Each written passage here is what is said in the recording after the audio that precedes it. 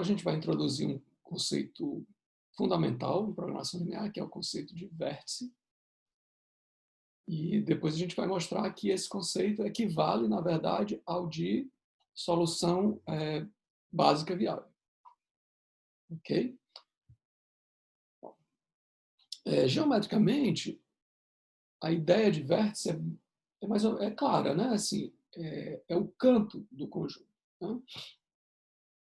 Então, na verdade, a gente pode pensar como sendo um ponto do conjunto que não faz parte, né, de um segmento do conjunto, que não é interno a um segmento do conjunto. É isso que eu estou dizendo aqui. Lá no conjunto convexo C, X é um vértice de C se ele não pertence, tá? Se ele não pertence a qualquer intervalo contido em C, a não ser que ele seja um dos extremos do intervalo. Significa dizer que ele não pode ser, digamos assim, interno ao intervalo. Isso pode ser traduzido com essa expressão lógica aqui. Né?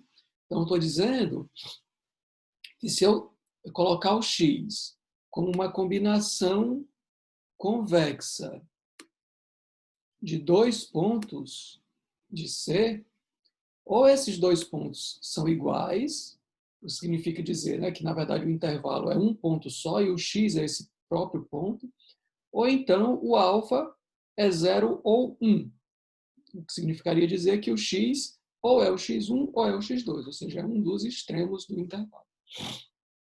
Certo?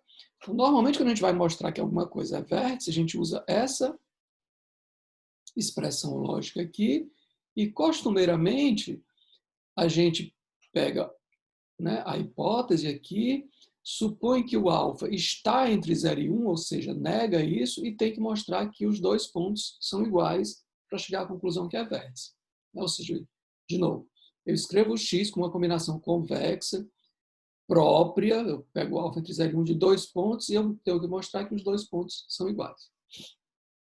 Colocando num gráfico tudo isso que a gente falou, né, eu vou pegar, por exemplo, aqui a gente sabe que os vértices, né, a ideia geométrica seriam, nesse conjunto sombreado aqui, seriam esses quatro pontos aqui. E o que é que eles têm de particular? É que eles não conseguem fazer parte de um segmento do conjunto. Então, por exemplo, se eu quiser colocar esse cara aqui no meio de um segmento, eu posso ter uma coisa assim, onde ambos os extremos, né, não estão no conjunto. Se eu quiser que o segmento esteja no conjunto, o cara que é vértice vai ser um dos extremos. Então não tem jeito. Ou bem o segmento tem os extremos fora, ou bem, se o segmento está dentro do conjunto, o ponto vai ser um dos extremos do conjunto. Né? Isso é diferente de um cara que não é vértice. Um cara que não é vértice é o contrário. Por exemplo, esse cara aqui que não é vértice, eu posso colocar ele no meio de um segmento completamente contido dentro do conjunto. Na verdade, tem vários segmentos possíveis aqui. Né? Esse aqui, esse aqui. Já um ponto aqui na fronteira, certo? Também pode ser colocado num segmento que está todo contido no conjunto, mas todos os segmentos seriam, digamos, múltiplos desse aqui. Né? Eu não consigo fazer um outro segmento que não seja, mas de qualquer maneira tem um segmento onde ele é interno. Bom, e aí agora a gente vai caracterizar esse objeto de outras maneiras até a gente chegar à conclusão que vértice e solução básica viável, no caso do conjunto X, convexo X, é a mesma coisa. Mas a primeira caracterização que eu vou colocar, né, também nesse sentido de caracterização algébrica, eu vou dizer o seguinte: pega um elemento do conjunto X grande e olha para as coordenadas positivas desse vetor. Né? Eu estou chamando de P os índices dessas coordenadas. E eu estou dizendo aqui o seguinte, nesse lema, que o X é um vértice se somente se a matriz AP, ou seja, a matriz com colunas indexadas pelo conjunto P, tem colunas linearmente independentes. Isso é um se só se. Tá? Estou dizendo de novo, quando eu olho para as colunas associadas às componentes positivas, para esse cara ser vértice, essas colunas têm que ser LI, e se essas colunas forem LI, esse cara é vértice. Tá? Demonstração. Então, vamos fazer primeiro a ida, mas pela contrapositiva.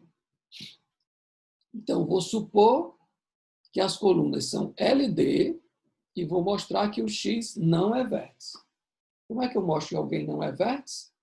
Se eu conseguir colocar esse cara no meio, né, interno a um segmento do conjunto. Então, vamos lá. Então, suponha que essas colunas sejam LD. Ora, se elas são LD, né, essa matriz eu posso multiplicar por um certo vetor e dar igual a zero sem esse vetor ser zero. Então, estou chamando esse vetor de dp. Então, AP dp igual a zero para algum dp diferente de zero, dado que as colunas de AP são nulas, né? Porque aqui eu estou fazendo uma combinação linear das colunas de AP ponderadas pelas componentes de dp. Um conjunto é linearmente dependente, eu consigo fazer essa combinação linear que leva a zero, mas não são multiplicadores nulos.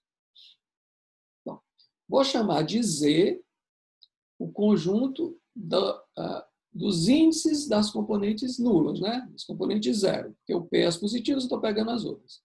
E aí eu posso particionar a matriz A em AP e AZ. Né? AP é que se relaciona às componentes positivas e AZ às componentes nulas. E vou definir um vetor D, onde a parte P do vetor D é o dp, que eu peguei aqui, e a parte Z do vetor D é zero. Então, basicamente, eu estou pegando esse vetor D, dado por essas componentes, e completando com zero. É evidente que esse vetor D é diferente de zero. Né?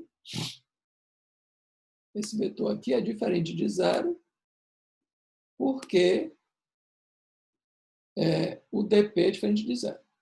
E quanto é que vale A vezes D?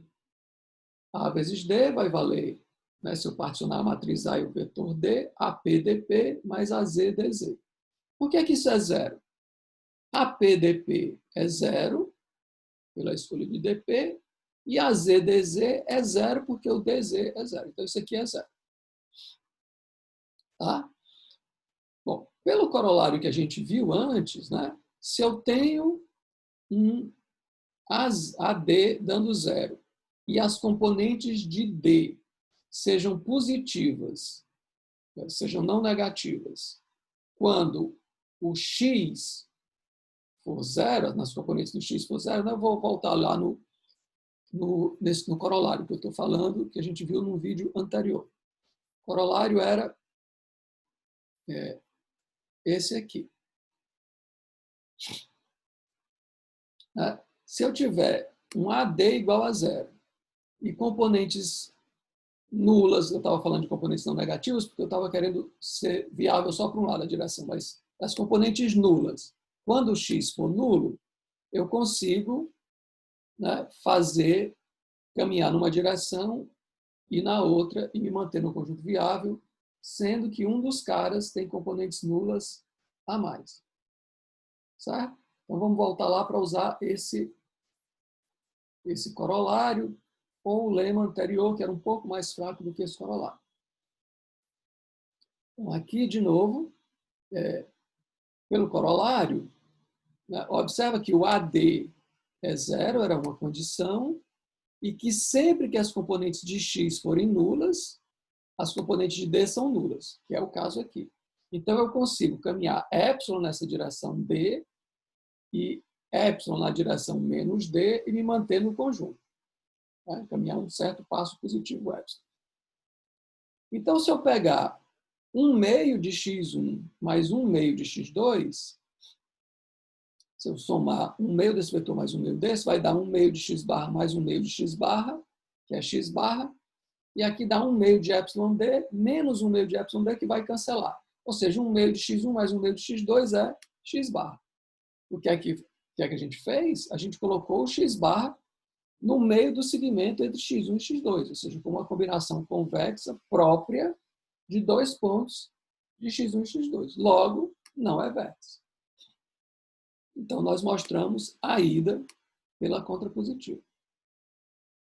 Tá? Agora, vamos mostrar a volta. Suponho agora que as colunas de AP são LI. E eu quero chegar à conclusão que o X é vértice. Como é que eu mostro que alguma coisa é vértice? Eu vou usar a definição, né? Eu vou fazer uma combinação convexa, própria, de dois pontos, dando o X barra e mostrar que esses dois pontos têm que ser iguais. Então, é isso que eu vou fazer, né? Bom, mas para isso eu vou chamar de P', um subconjunto de J menos P, de tamanho M menos P, tal que as colunas de AP, união P' são LI. O que é que eu estou dizendo? Eu estou dizendo o seguinte, olha, eu tinha aqui um subconjunto de colunas da matriz A, que era as colunas AP, certo? Eu tinha um subconjunto de colunas da matriz A, que era LI. Esse é um subconjunto de colunas. Muito bem. O que eu estou dizendo é que, se esse conjunto de colunas não tiver tamanho M, né? Ou seja, se M for maior do que P, porque eu não posso ter mais do que M, já que o posto da matriz é M. Né? Então, eu não posso ter mais do que M colunas ali. Então, esse tamanho de P aqui, esse tamanho de P é menor ou igual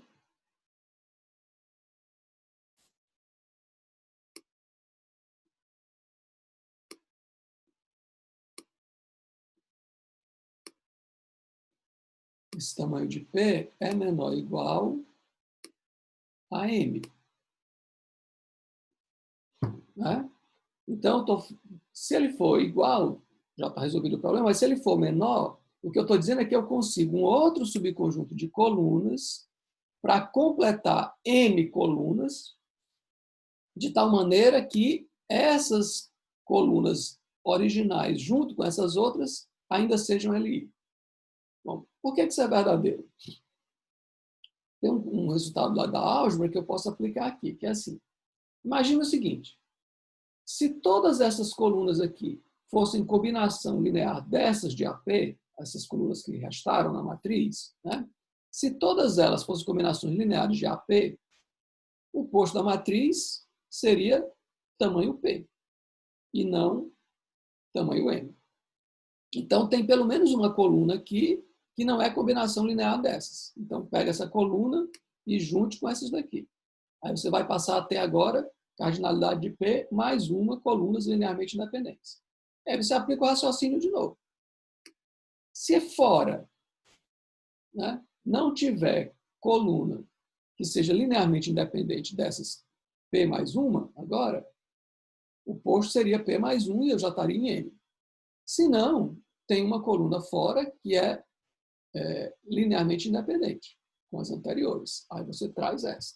Ou seja, você pode ficar nesse processo até você ficar com o tamanho M de colunas, né? Com M colunas, que aí todas as de fora vão ter que ser linearmente dependentes das de dentro da matriz, que você está aumentando, porque o posto é M.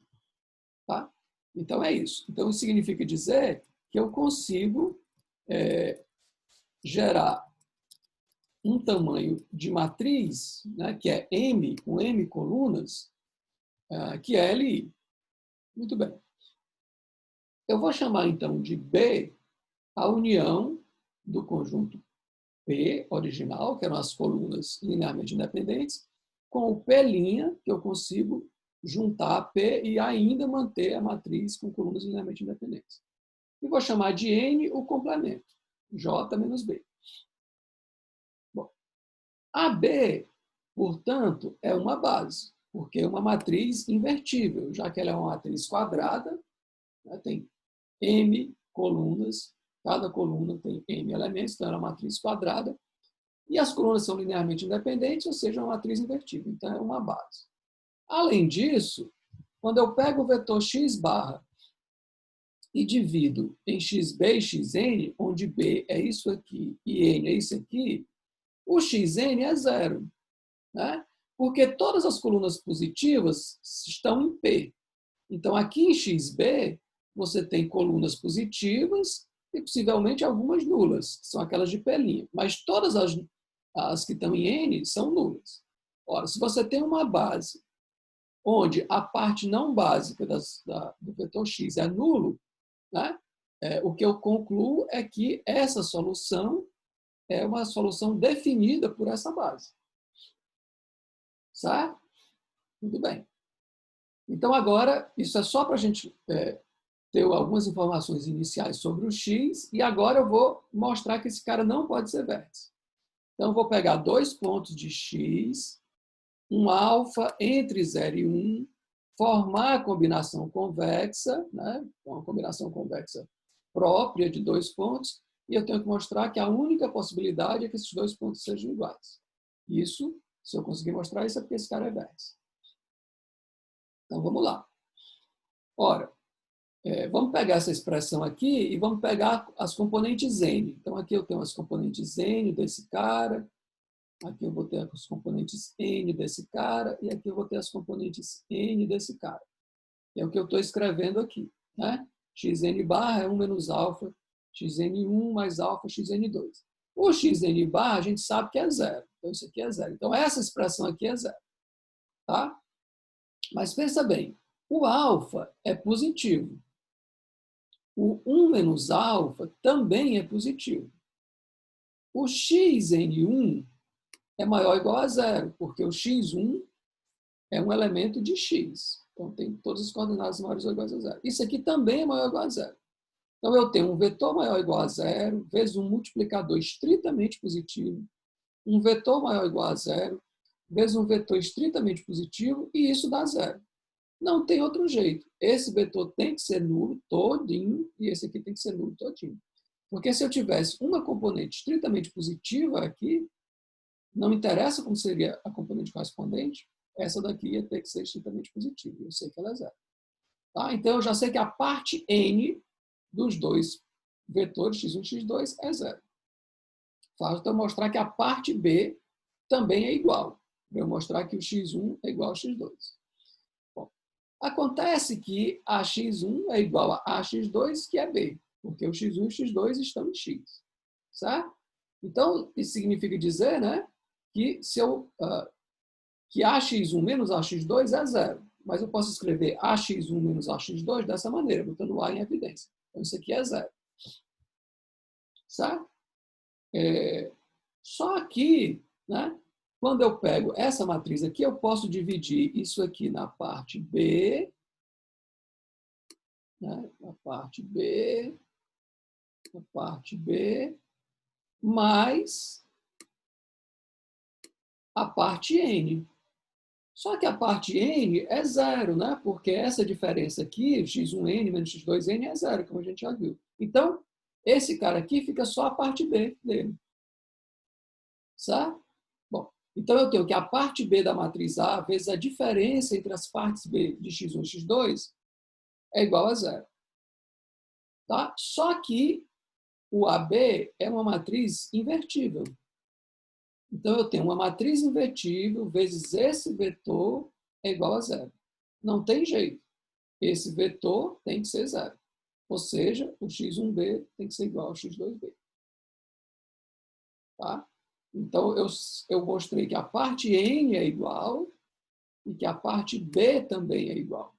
Então, o x1 é igual ao x2, mostrando que o x barra é vértice, porque eu escrevi o x barra como uma combinação convexa própria de 2 pontos e mostrei que esses 2 pontos têm que ser iguais. Então, está mostrado o lema. Então, de posse do lema, que diz que vértice, né, é equivalente a ter as colunas associadas às componentes positivas linearmente independentes, eu quero mostrar o teorema-chave de programação linear, que é vértice e solução básica viável é a mesma coisa. Tá? Então, a demonstração vai ser curtinha em função do lema. Ok, então vamos lá. Então, de novo, isso é um se só se, eu vou mostrar em duas direções. Eu vou começar a chamar chamando de P o índice das componentes positivas em X. Certo? E aí agora eu vou mostrar essa direção, a ida. Então eu vou supor que o X é vértice e quero mostrar que ele é solução básica viável. Vou usar o lema. Ora, se o X é vértice, pelo lema, as colunas indexadas pelas componentes positivas são LI. A gente já sabia disso. Muito bem. Usando o mesmo raciocínio que eu usei na demonstração do lema, eu consigo um conjunto de colunas que incluem as colunas AP, de tal maneira que eu forme uma base. O raciocínio é aquele que eu disse, né? Eu tenho aqui um conjunto de colunas AP que são linearmente independentes. Eu tenho aqui um conjunto de colunas AP que são linearmente independentes.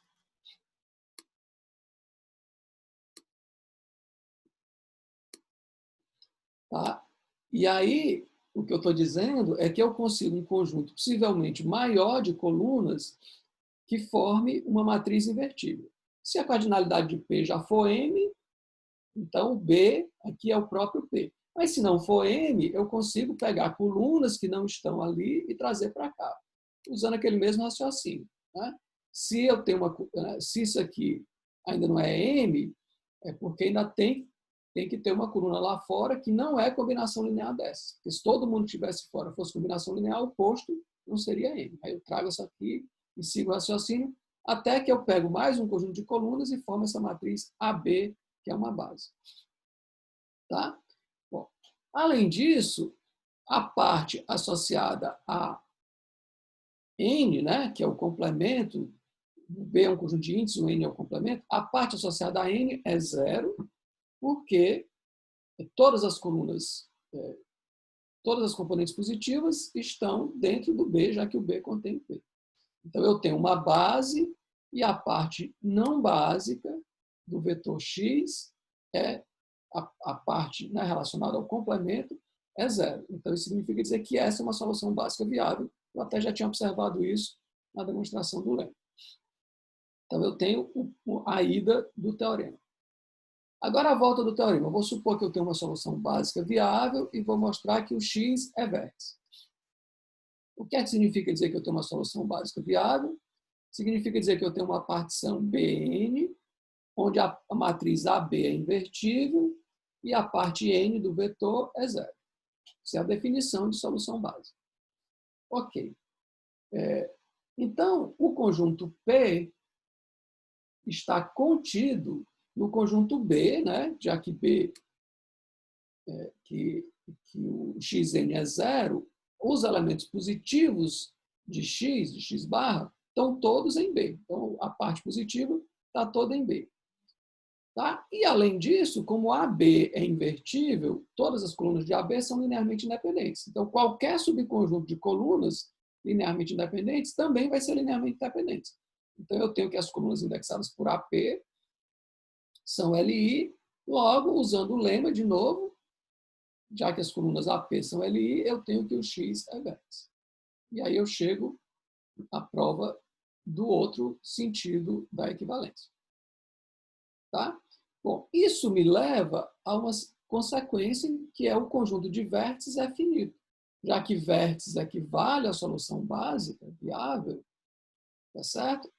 O número de soluções básicas viáveis é finito, o número de bases é finito, então o número de vértices é finito. Certo? Bom, agora eu vou falar um pouquinho sobre o cara que não é vértice, porque vai ser útil para um teorema depois. Então, a gente já sabe que o cara que não é vértice, ele pode estar, né, é o cara que vai estar interno a um segmento. Então, eu sei que se o cara não é vértice, ele vai estar interno a um segmento.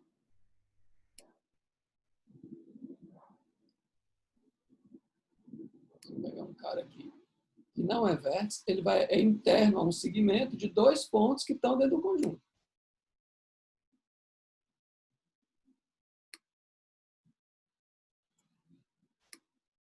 Né? Muito bem. O que eu vou dizer agora é um pouco mais sobre esses dois pontos. Eu vou dizer que eu posso colocar o x, exatamente, o x é o cara que não é vértice. Eu posso colocar no meio de dois caras, x1 e x2, exatamente no meio, mas um dos dois caras tem uma componente nula a mais, pelo menos. Então, a situação é essa daqui. Então, digamos que eu peguei esse conjunto aqui,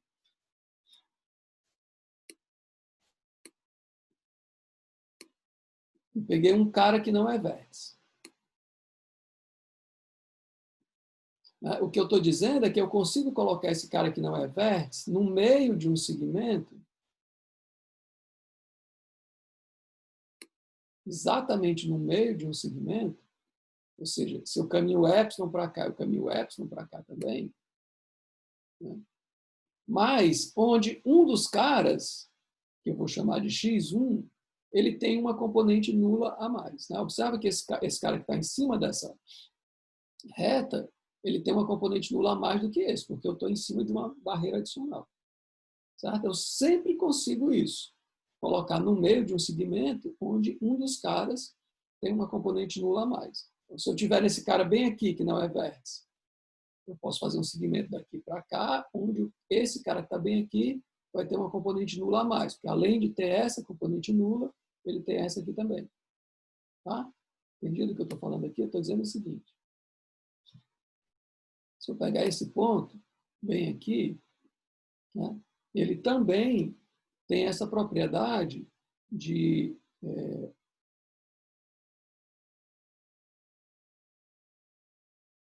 ele também tem essa propriedade de estar no meio de um segmento onde um dos caras tem uma componente nula a mais.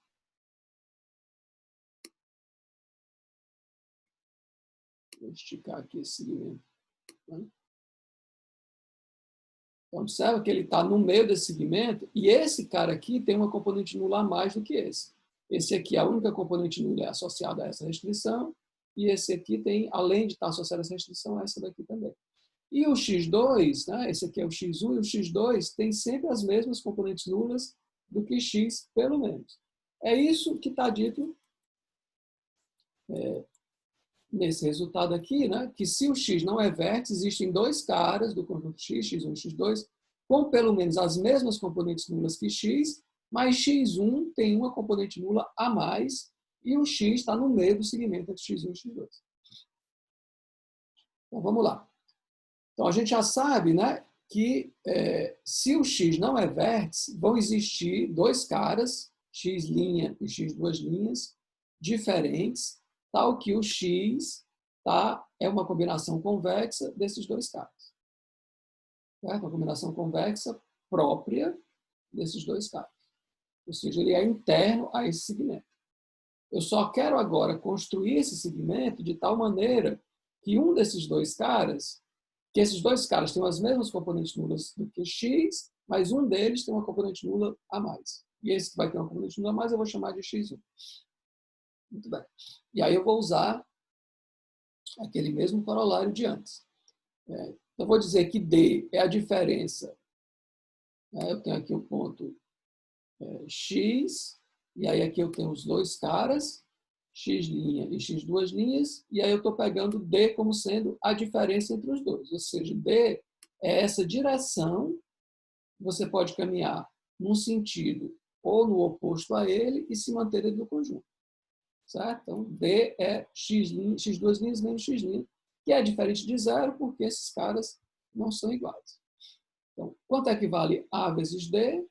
Vale AX2 menos AX', que é zero, porque ambos, x' e x2' estão em x, então isso aqui vale B, isso aqui vale B. Bom, além disso, quando eu olhar para uma componente J de x, aqui, né, se essa componente for zero, eu quero garantir que essa daqui é zero e essa daqui também é zero. Por quê?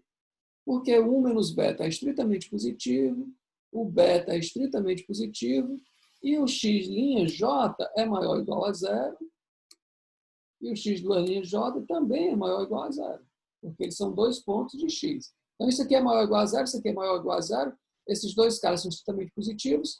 Para que essa soma dê zero, não tem jeito. Esses dois caras têm que ser zero. E se esses dois caras são zero, né?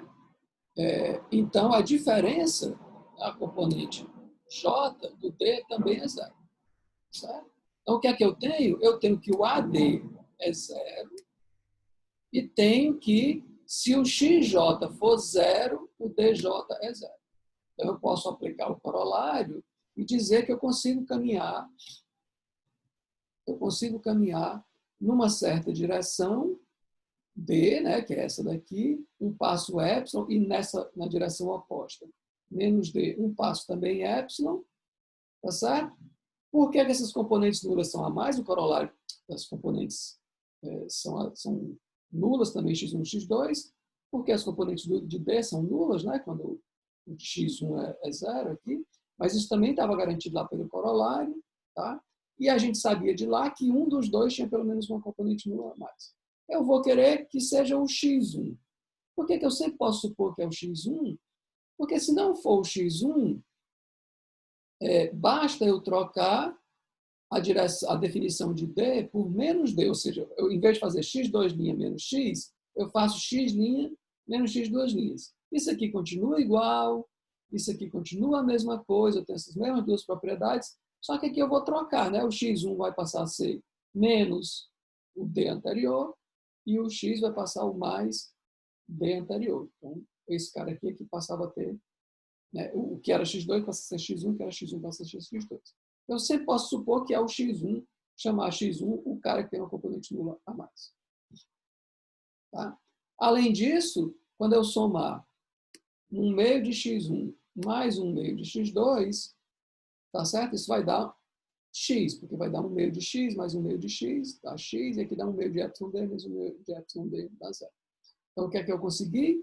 Né? Eu consegui eu parti do x' e x2' e construí o x1 e o x2 usando o corolário, onde o x está exatamente no meio desses dois caras, x1 e x2, e o x1 tem uma componente nula a mais do que x, pelo menos, e o x2 tem pelo menos as mesmas componentes nulas que x. Ok?